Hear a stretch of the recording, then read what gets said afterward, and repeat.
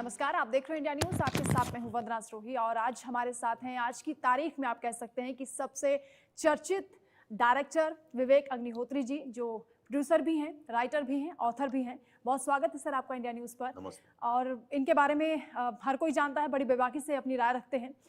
Tweet करते हैं तो उस पर कंट्रोवर्सी हो जाती है, फिल्में बनाते हैं तो उस पर भी लोग सवाल उठाने लगते हैं। ये भी कहते हैं कि वन साइडेड एक पॉलिटिकल एजेंडा आप चला रहे हैं, उस पर भी हम बात करेंगे। लेकिन शुरुआत आपसे इसी पर कि द कश्मीर फाइल्स अनरिपोर्टेड आप लेकर आ रहे हैं, इसकी आवश्यकता क्यों पड़ी? क्योंकि कश्मीर फाइल एक ब्लॉकबस्टर हिट हुई है और उसमें जो कश्मीरी पंडितों का दर्द है वो आपने बेहतरीन तरीके से दिखाया, जो टॉर्चर उनके साथ हुआ, क्रूएलिटी हुई।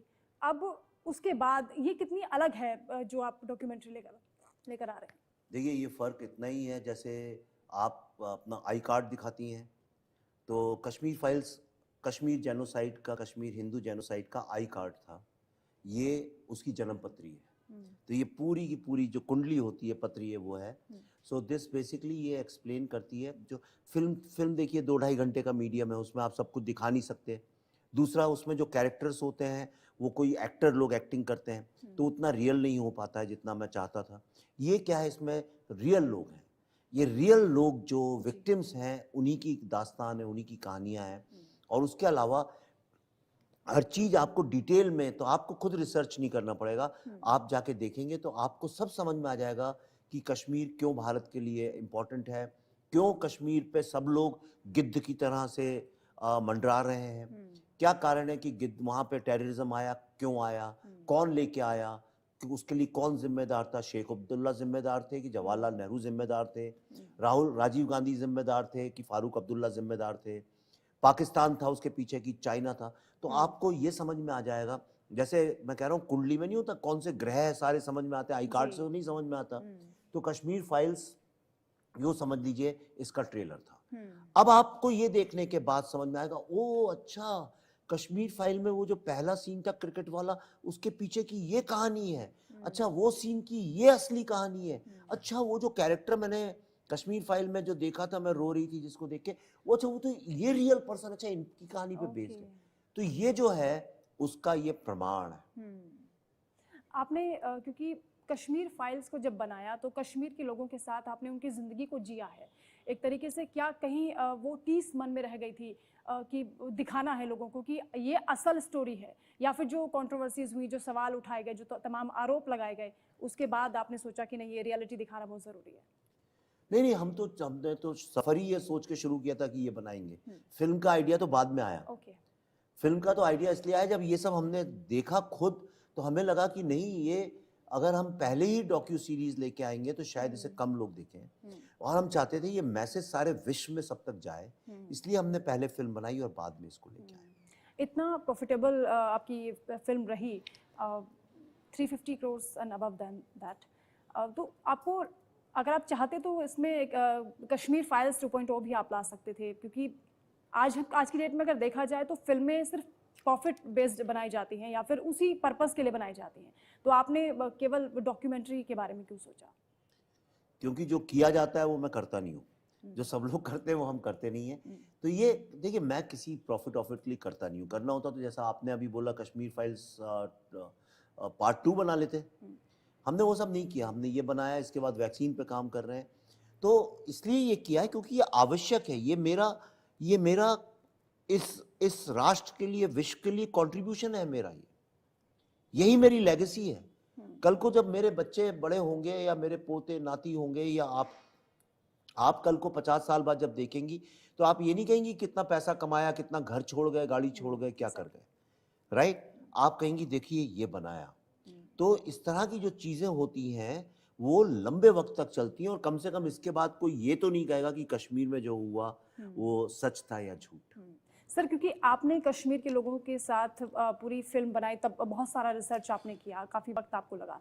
आपको लगता है कि कश्मीर में अब आर्टिकल 370 हटने के बाद से बहुत सी चीज़ें बदली हैं, या बदलाव नहीं हुआ? क्योंकि अभी 4 साल हुए हैं पूरे, तो उसको लेकर देश भर में चर्चा हो रही है। ऑफ कोर्स इतना ज़्यादा बदल रहा है, आप इतनी तेज़ी से बदल रहा है, कल्पना करना मुश्किल है। नंबर 1, आप इन्हें देखा होगा, पिछले साल जगह जगह पे झंडे भारत के फहरा रहे थे, आपने खुद देखा। हर 15 अगस्त 26 जनवरी को भारत का झंडा वहाँ लहराता है, आपने खुद अपनी आंखों से देखा।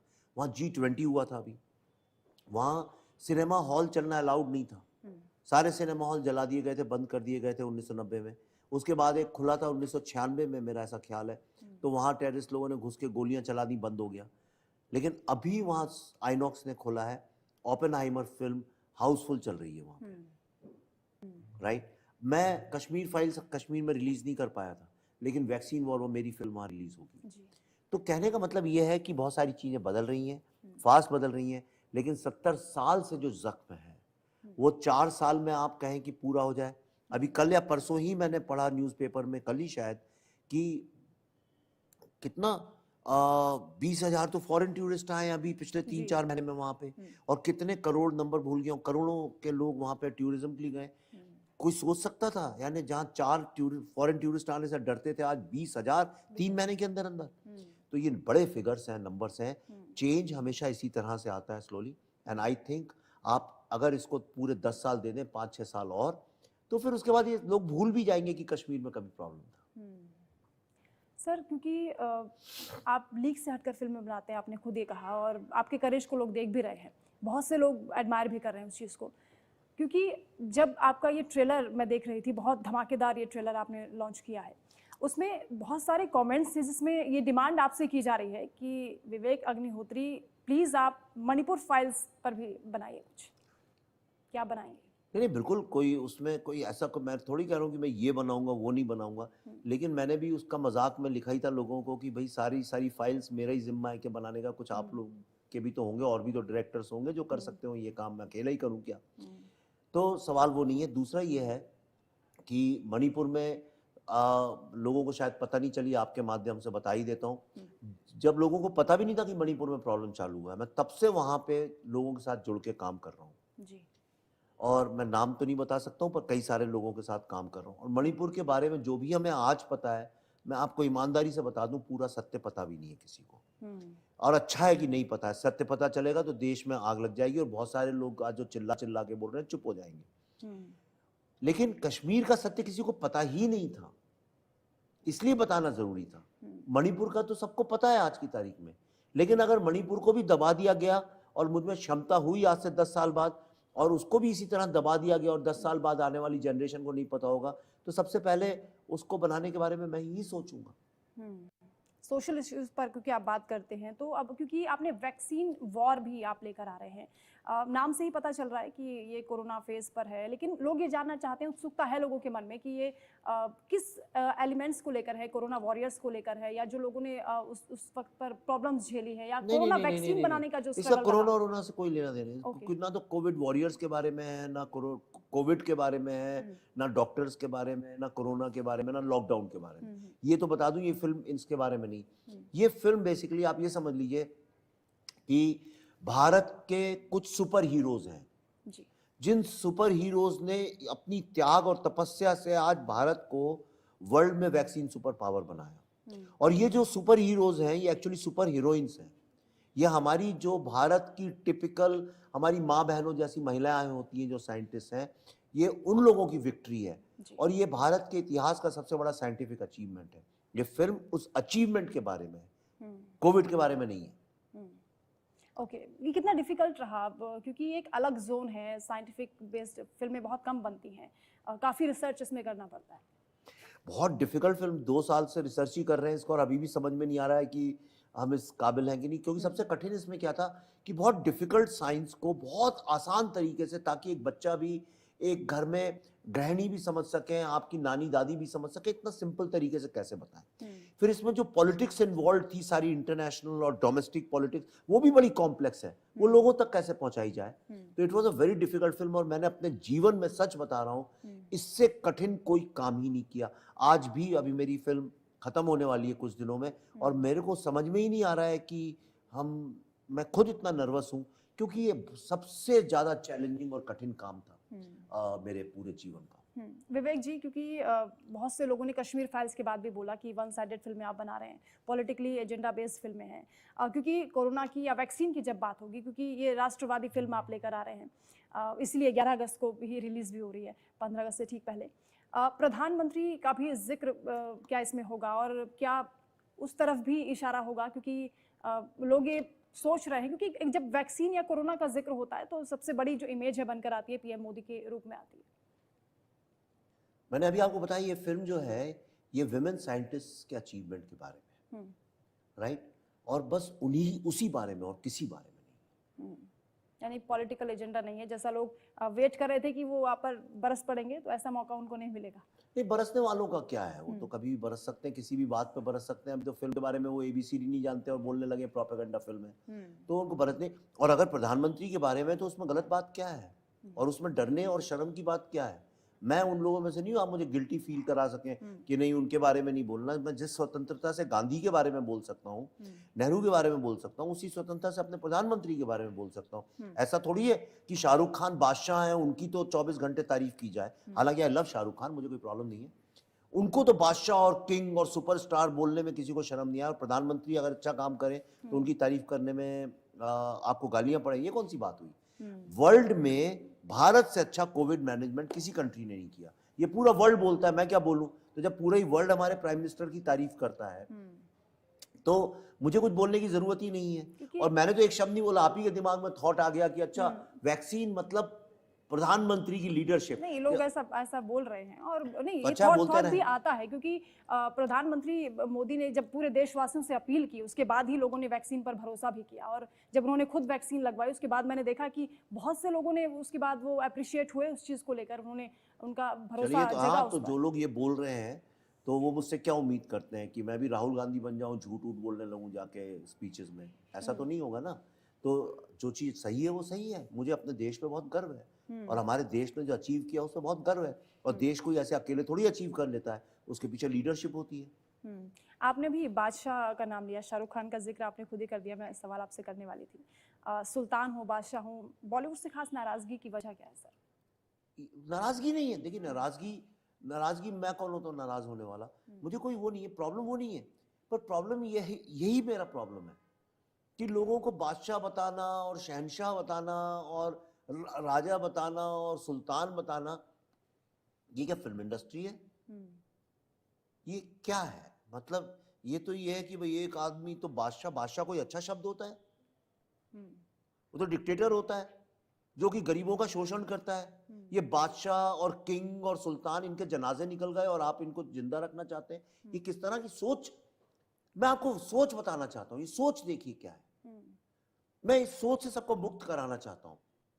फिल्म मेकिंग में सबसे ऊपर सिर्फ राइटर और डायरेक्टर होना चाहिए। पर इन बादशाहों और राजाओं और किंग्स के चक्कर में ये हो गया है कि डायरेक्टर राइटर की फोटो मीडिया वाले भी क्रॉप करके किनारे कर देते हैं। पिछली जो 4 बड़ी फिल्में इन लोगों की आई है, आप में एक का राइटर का नाम बताइए। मुझे बताइए रॉकी रानी का कौन राइटर है, मुझे बताइए जवान का कौन राइटर है, मुझे बताइए पठान का कौन राइटर है, मुझे बताइए KGF का कौन राइटर है, मुझे बताइए सलार का कौन राइटर है।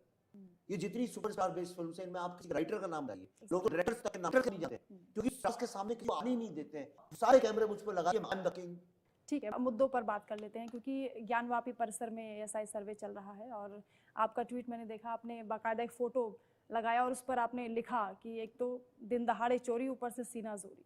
इस सांप्रदायिक मुद्दों पर अक्सर लोग बोलने से कतराते हैं, और क्योंकि मामला कोर्ट में चल रहा है तो सही बात है उसमें। हाँ। अरे भाई मंदिर तो आपकी आंखों के सामने है, कोई ऐसा तो नहीं है कि मैं, ये बाबरी मस्जिद का केस ही नहीं है, यहाँ तो दिख रहा है आपको आंखों के सामने। तो जो चीज आंखों से ही दिख रही है उसमें बहस किस बात की? मतलब यानी तो बच्चा जानता है कि भाई एक मंदिर था, उसमें तोड़ ताड़ के वहां पे मस्जिद लगा दी गई है, उसमें बहस किस बात की है? मैं आपका फोन छीन लूं और फिर कहूं चलिए इसमें बहस करते हैं, ये फोन किसका है? ये क्या है? मैं तो चोरी कर लिया आपका और मैं कह रहा हूँ कि ये फोन किसका है। लेकिन यही बात मुख्यमंत्री ने बोल दी तो फिर हंगामा हो गया उस पर। अब वो जाने, उनका काम जाने, मैं राजनेता नहीं, इसलिए मैं जो चाहे बोल सकता हूँ खुलेआम। राजनेता बनने की चाहत है? बिल्कुल सवाल ही नहीं उठता, संभव ही नहीं है। अच्छा, फिल्म में जो कैरेक्टर्स हैं, जो आपने अनुपम खेर को तो मैंने पहले भी देखा, लेकिन वैक्सीन वॉर में नाना पाटेकर आ रहे हैं, और कांतारा फिल्म की जो एक्ट्रेस हैं, ये बहुत ही दमदार एक्टर हैं, और नाना पाटेकर को लेकर लोग बिलीव नहीं कर रहे थे कि आपके साथ पूरी फिल्म बना देंगे, क्योंकि उनके बारे में कहा जाता है कि बहुत तुनक मिजाजी हैं वो, और अक्सर कई फिल्में बीच में छोड़ देते हैं अगर उनके कहने पर फिल्म को एडिट नहीं किया गया। तो कैसा रहा उनके साथ काम करने का अनुभव? ऐसा रहा कि मैंने जो भी थे सब मुझसे कहते थे चाहे कुछ भी हो जाए नाना के साथ काम मत करना। और जब मैं इस फिल्म के लिए जा रहा था सबने बोला अरे वो तो डायरेक्टर्स को मार देता है सेट पे, वो तो छोड़ के चला जाता है। तो पर मैंने कहा हीरा तो हीरा होता है, और नाना से अच्छा कंसिस्टेंट एक्टर तो आज के भारत में है नहीं कोई दूसरा, कोई भी नहीं है। बादशाह और राजा लोग हैं, लेकिन इससे अच्छा एक्टर नहीं है कोई। तो मैंने नाना से जाके उनके फार्म हाउस पे मिला और मैंने यही बोला, मैंने कहा नाना यार तुम भले ही मुझे 4 झापड़ मार देना, मुझसे बड़े भी हो सीनियर भी हो, लेकिन यार मेरी फिल्म में एक्टिंग अच्छी करना। अच्छा। हंसने लगा। उसके बाद तो ही जस्ट सरेंडर्ड हिमसेल्फ। नाना बहुत ही सरेंडर करके एक्टिंग करता है, पर उसको ये पता होना चाहिए कि सामने वाला भी कुछ जानता है। अगर उसे लगता है कि सामने वाला जानता नहीं है तो perhaps then he may have a problem. बहुत पैशनेट है और उनके पैशन से लोग डरते हैं। महाभारत पर भी आप कुछ सोच रहे हैं, क्योंकि अभी आदि पुरुष की जो हालत हुई है वो सबने देखा है, फूक फूक कर कदम अगर रखना पड़ेगा, अगर आप सोच भी रहे हैं, और टाइटल फिर उसका क्या हो? नहीं, अगर आपकी अगर एक गलत आदमी के साथ पार्टनरशिप हो गई, गलत आदमी से एक बार शादी हो गई, इसका मतलब थोड़ी दुनिया का हर आदमी गलत है, वो सवाल ही नहीं उठता है। और अब महाभारत पे तो मैं कौन होता हूँ बनाने वाला? देखिए, मैं इसलिए तो नहीं बना रहा हूँ कि चलो आजकल हिंदू का कुछ चल रहा है तो चलो राम पे बना डालते हैं। मैं वो नहीं है। अगर मुझे महाभारत ईश्वर की इच्छा होगी, ईश्वर का आशीर्वाद होगा, और अगर बड़े बूढ़ों का मुझ पे आशीर्वाद होगा, हाथ होगा, तभी बना सकता हूँ। अपनी मर्जी से तो बना नहीं सकता। और अगर मैं बनाने जाऊंगा तो फिर वही हो जाएगा जो आदि पुरुष वगैरह के साथ हो गया। इसलिए मैं जब वक्त आएगा बनाऊंगा, लेकिन हाँ, मैं अपने मरने के पहले डेफिनेटली महाभारत की किसी कहानी पे तो कुछ काम करना चाहता हूँ, लेकिन फिर वो मेरे जिंदगी की आखिरी फिल्म होनी चाहिए, क्योंकि जो महाभारत बना लेगा, मुझे नहीं लगता उसके बाद कोई कहानी बचेगी बनाने के लिए। सर पर मैं करूंगा, जल्दी करूंगा। ठीक। एक और चर्चा पूरे देश भर में है, देश भर में क्या दुनिया भर में कह लीजिए, पाकिस्तानी एक महिला भारत आई है, सीमा हैदर नाम से। मैं इन सब चीज़ों में पढ़ता नहीं, आप लोग का काम है। नहीं, वो एक्चुअली वो भी रिसर्च का ही काम है ना सर, क्योंकि एजेंसियां लगी हुई हैं, वो जासूस है कि नहीं है। दुनिया में अब किसी भी चीज़ के ऊपर देखिए, आप कल कोई पत्थर उठा लाए कहीं, इस पे बहस करो। I am not into that. वो मीडिया का बहस नहीं सर, आपका एक ओपिनियन, क्योंकि आप हर मुद्दे पर रखते हैं। उनको फिल्में भी ऑफर की जा रही हैं, एक ऐसी महिला जो जासूस है नहीं है, अभी कंफर्म भी नहीं हुआ है, उनको फिल्में मिल जाना, आप किस तरह से उसको देख रहे हैं? आप एक पत्थर को ही खड़ा कर दीजिए तो उस पत्थर को भी ऑफर करने लगे। मूर्खों की कमी थोड़ी है, हर शाख पे उल्लू बैठा है, कोई कमी थोड़ी है। ठीक है, बहुत अच्छा लगा सर आपसे बात करके, और ऑल द वेरी बेस्ट। तो अब विवेक अग्निहोत्री जी को आपने सुना, और बेबाक राय उन्होंने आज भी रखी, हालांकि कुछ सवाल भी उन्होंने उठाए हैं, तो आप बेहतर उसको समझ सकते हैं, ये आपके विवेक पर निर्भर करता है। फिलहाल इस खास बातचीत में इतना ही। आप देखते रहिए इंडिया न्यूज़। नमस्कार।